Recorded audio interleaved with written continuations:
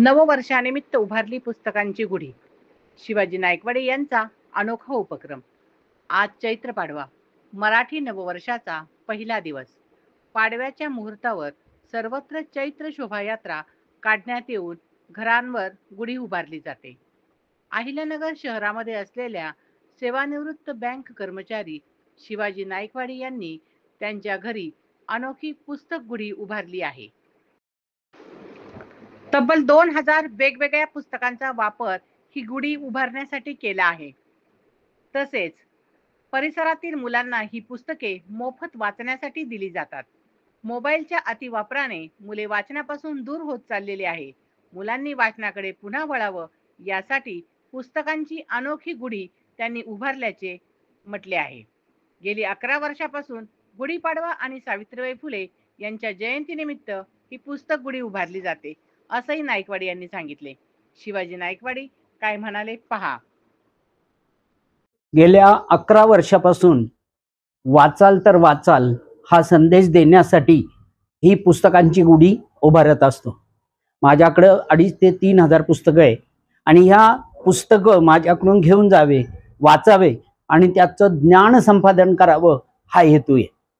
मी वर्षातून 2दा पुस्तकांची गुढी उभारत असतो. एक गुढीपाडव्याला आणि दुसरी सावित्रीबाई फुले यांच्या जयंतीच्या दिवशी म्हणजे 3 जानेवारीला. खरं तर माणसात माणूसपण पेरणं हे फार महत्वाचं आहे आणि ते पेरण्यासाठी ज्ञान आवश्यक आहे.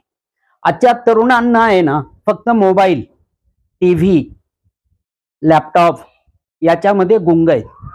माझं एकच सांगणं आहे का तुम्हाला जरी एका क्लिकवर गुगलमध्ये सगळी माहिती मिळत असेल, परंतु खरी माहिती जर पाहिजे असेल तर ती या सगळ्या पुस्तकातूनच मिळेल. माझ्याकडं वेगवेगळ्या पद्धतीचे पुस्तक आहे. म्हणून तरुणांनी, युवकांना, युवतींना एक आवाहन आहे की त्यांनी वाचन करावं. वाचन केल्यानंतर मन समृद्ध होणार आणि आपलं ज्ञान जास्तीत जास्त वाढणार आणि आपण जे घेतलेलं ज्ञान आहे ते इतरांना देण्यासाठी आपल्याला उपयोगी होणार.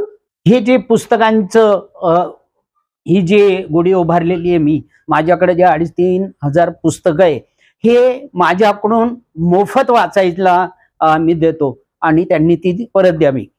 पुढील माझा संकल्प पुस्तक मित्र योजना मी काढलेली आहे सर, आणि त्या पुस्तक मित्र योजनेच्या अंतर्गत समोर जे बांधकाम चालू आहे या ठिकाणी केळगावमध्ये 5,000 पुस्तकांची लायब्ररी माणुसकीच्या शाळेच्या वतीनं मी तयार करतोय, त्या जेणेकरून या ठिकाणी सर्वांना ती वाचण्यास पुस्तकं उपलब्ध होतील.